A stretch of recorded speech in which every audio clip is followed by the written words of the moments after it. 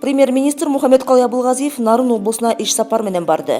Жаңы мектептерди куруу өкмөттүн артыкчылыктуу багыттарынан бири.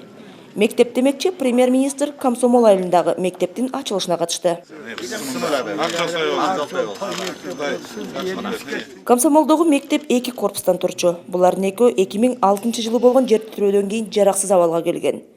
51 миллион сом жумшалып, 225 окуучуга ылайыкталып салынган билим уясында бардык шарттар түзүлгөн. Эң биринчи турмушту оңдош үчүн, экономиканы оңдош үчүн билимдүү адамды өстүрүп чыгыш керек да. Сөзсүз түрдө биринчи бул ден соолук, анан экинчиси билим. Билимдүү адам айыл жеринде деле, шаар жеринде көрүп атабыз. Эч качан жакырчылыкка, кедейчиликке баш ийип жашабайт. Кандай эмгек кылбаса, ошол өзүнүн билимин колдонуп жашайт. Ошон үчүн биз биринчи приоритетибиз бул сөзсүз түрдө биз айыл болобу, шаар болобу бирдей деңгээлде билим алган, бирдей шартта билим алган системаны түзүшүбүз керек деп атабыз. Заңгыраган үйдүн ичин маңызын толтурган, сапаттуу билим берген. Анан ошол мугалими окуткан окуучусунун жеткен ийгилигине кубанган үй болсун бул жер. Өкмөт башчы окуу корпусунун ашкана жана спорттук залды көрүп, бардык аймактардагы мектептер бери дегенде ушундай сапатта. Тагыраак айтканда, окуучулар менен мугалимдерге ыңгайлуу болушу керектигин белгиледи. Айлыгыңар кандай болду? Канча болду? 17 миң ачым болсун. 13 миң кошулду. Премьер-министр ошондой эле Кочкор районундагы дагы 3 мектептин абалы менен таанышты. Өкмөт башчы мугалимдер менен маектешип, алар санариптештирүүнүн алкагында киргизилип жаткан жаңы ыкмалар тууралуу айтып беришти. Буга чейин премьер-министр Мухаммедкалый Абылгазиев мамлекет жаңы мектептерди куруу, билим берүү тармагынын кем карчын жоюу боюнча иштеп жатат. Ошол эле учурда агартуучулар билим берүүнүн сапатына көңүл бурушу керектигин бир нече жолу белгилеген. Билимди биринчи орунга чыгарабыз. Билимдүү адам, билимдүү өлкө эч качан жакыр жашабайт да. Мына мугалимдердики билим, өзлөрү билимдүү адам болсун, ошого жараша айлык алсын деп саясат жүргүзүп атабыз. Ана биздин суранычыбыз ушул балдардын тарбиясына, билимине көңүл бөлүү керек. Кандайсыңар балдар? Мен Актанмын. А бул болсо Акылай. Чоң атам күн сайын бизди бала бакчага жеткирет. Бул жерде абдан көңүлдүү. Мында биз ойнойбуз, окуйбуз, жана достошобуз.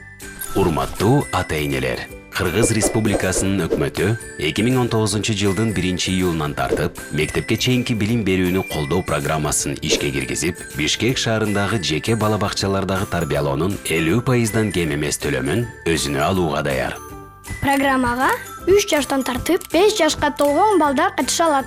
Ал үчүн Кыргыз Республикасынын билим берүү жана илим министрлигине билдирме берүү керек. Ал эми билдирменин формасын сайттан жүктөп, же экранда көрсөтүлгөн номерлерге чалсаңар болот. Балдар, ата-энеңерге айтып койгула. Жана бизге бала бакчага келгиле. Сен дагы кел. Көрүшкөнчө. Адамдын улуулугу анын жөнөкөйлүгүндө. Бул сөздөр Турдакын Усубалиевди мүнөздөп турат. Муну премьер-министр Мухаммедкалый Абылгазиев Турдакын Усубалиевдин 100 жылдыгына карата Кочкордо уюштурулган иш-чарада билдирди. Усубалиевдин мамлекетти бекемдөөгө эң негизги басым кайсы маселелерге жасалган? Ынтымакка. Турдакын Усубалиевдин саясаты ошол кезде эле көп улуттуу элди бириктирүүгө багытталганы көрүнүп турат. Эс акылдын тазалыгынын баарынан бийик коюп, мунун баарын экономикалык маселелерди чечүү менен минималдаштырган. Адамга элдин тарыхтын берген баасы таасын үлгү болот. Азыр салыштырып салмактап отуруп, Турдакын Усубалиевич ошол кезде Кыргызстаныбызды гүлдөгөн мамлекетке айландырганына ынанып отурабыз. Союз кезиндеги саясаттын бекемдигин эске алганда, Турдакын Усубалиев уюштуруучулук жөндөмү жана иш билгилиги менен Кыргыз СССРнин позициясын бекемдей алган дейт Мухаммедкалый Абылгазиев. Дүйнөдөгү эң ири күчтүү держава болгон СССРде Турдакын Усубалиевич ушул улуу өлкөнүн 15 республикасынын бир жетекчиси катары, ошол улуу империянын жогорку жетекчилердин катарында болуп иштеген.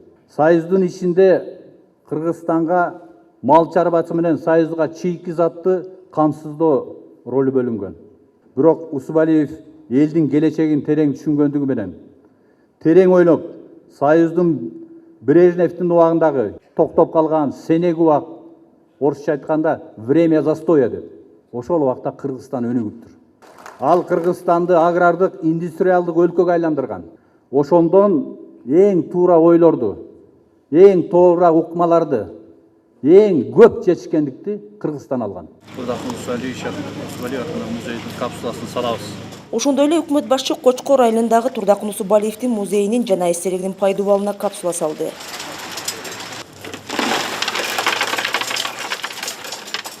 Муну менен катар музей менен эстеликтин эскизи менен таанышты.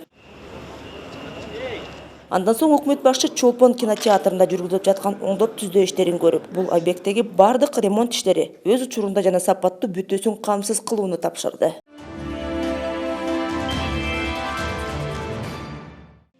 Кыргыз Республикасынын мамлекеттик курулушунун алдындагы мамлекеттик экспертиза департаментинин бирдиктүү терезе кызматы курулушка уруксат берүүчү документтерди бир порталдан тез алуунун чыныгы мүмкүнчүлүгү.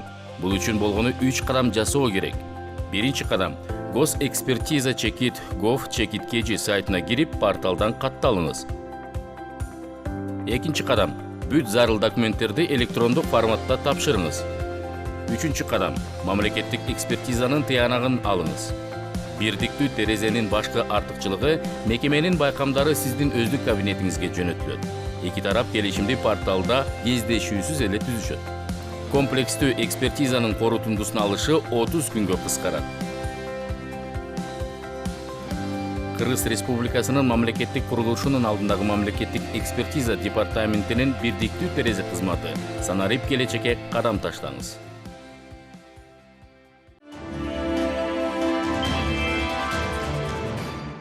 Туркияда соода-экономикалык кызматташуу боюнча Кыргыз-Түрк өкмөттөр аралык комиссиясынын жыйыны өттү. Бул комиссиянын тең төрагалары Кыргызстандын биринчи вице-премьер-министри Кубатбек Боронов жана Туркиянын вице-президенти Фуат Октай болуп саналат. Жыйын учурунда билим берүү жана илим, саламаттыкты сактоо, өнөр жай жана кеңиштетүү, эмгек жана социалдык коргоо, финансы жана банк иши, маданият жана туризм, транспорт жана байланыш тармактарындагы маселелер талкууланды. Жыйындын жыйынтыгы боюнча бир катар документтерге кол коюлду. Тараптар 2020 жылдын жайында Ысык көлдүн жээгинде чоң Кыргыз-Түрк бизнес форумун уюштуруу планында белгилешти.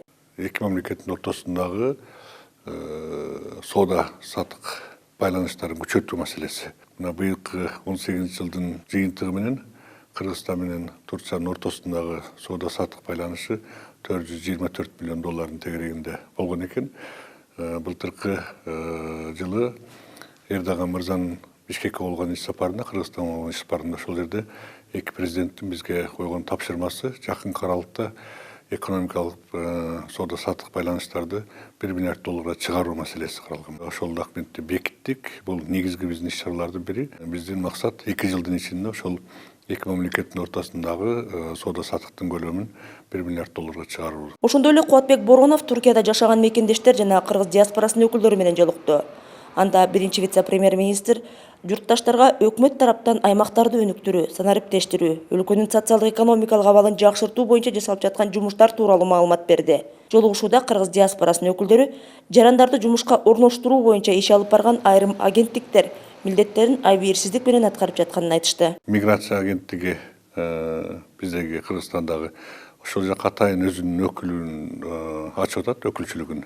Ошол жерде атайын бир кызматкер атайын ушу биздин мигранттардын ошол көйгөйлүү маселелерин чечүү боюнча иш алып барат. 90-жылдардан кийин Кыргызстан боюнча Турцияга ошондой биздин жарандарды алып барып ишке орноштурам деген бир эле компания иштечкен. Азыр 100дөн ашык ушундай компаниялар бар экен Кыргызстанда, же болбосо Турцияда болуп ушундай компаниялар иштейт экен. Алардын баарын ишке салып, тескеп, ушу иштей турган атайын бир өкүл отуруп иштей турган болду. Өкмөт полимердик материалдардан жасалган буюмдарды өндүрүүгө жана аны сатууга мораторий киргизүүнү демилгеледи. Тагыраак айтканда, токтом долбоор даярдалды. Максат айлана чөйрөнүн булганышын алдын алуу жана таңгактоочу полиэтилен баштыктардан пайда болгон калдыктардын көлөмүн азайтуу. Желим баштыктардын курамындагы заттар жаратылыш шартында чирибейт жана күйгүзүүдө айлана чөйрөгө диоксин жана фуран сыяктуу туруктуу органикалык булгоочу заттарды бөлүп чыгарат. Бул болсо табиятка жана адамдын ден соолугуна зыянын тийгизбей койбойт. Документтин долбоору коомдук талкууга коюлду. 20 микрондон кем пакеттерди чыгарууга тыюу салуу мораторий киргизүү боюнча токтом долбоорун иштеп чыкканбыз да. Токтом долбоору ишке кирсе, жанагы өндүрүүдө, сатууда мораторий киргизилет, ишкерлер өндүрө албай калат.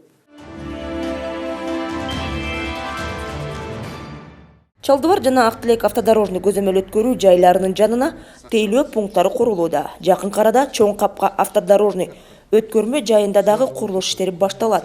Бул үчүн бюджеттен 40 миллион сом каралды. Мындай маалыматты вице-премьер-министр Жеңиш Разаков унаалардын салмагын көзөмөлдөгөн системанын иши жана Ак Тилек автодорожный көзөмөл өткөрүү жайына жакын жайгаша турган товарларды башкаруу боюнча стационардык пункттун курулушу менен таанышкан учурда билдирди. Декабрдын аягына чейин курулуш иштери аяктайт жана объекттер колдонууга берилет.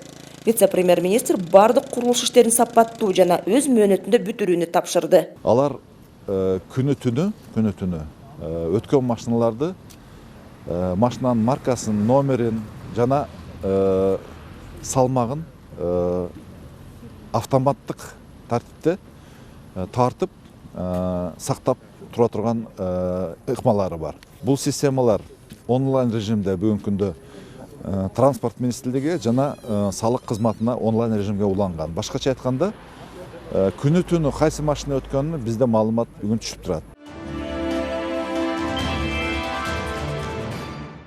Кыргыз Республикасынын Айыл чарба министрлигинин өсүмдүктөрдүн карантини департаменти экспортталуучу айыл чарба продукциялары сөзсүз түрдө импорттоочу өлкөнүн фитосанитардык талаптарына ылайык келген сертификациядан жана маркировкадан өтүү тууралуу маалымдайт. Тышкы экономикалык ишмердүүлүктүн катышуучусу карантинге алынган жүктү маркировкалап, өсүмдүктөрдүн карантини боюнча аймактык башкармалыгына кайрылат. Ал жерде карантинге алынган продукциянын фитосанитардык абалы кароодон жана экспертизадан өткөрүлөт. Жыйынтыгында экспорттоочу, импорттоочу өлкөнүн талаптарына ылайык келген өсүмдүк продукциясынын коопсуздугун тастыктаган эл аралык үлгүдөгү фитосанитардык сертификат алат.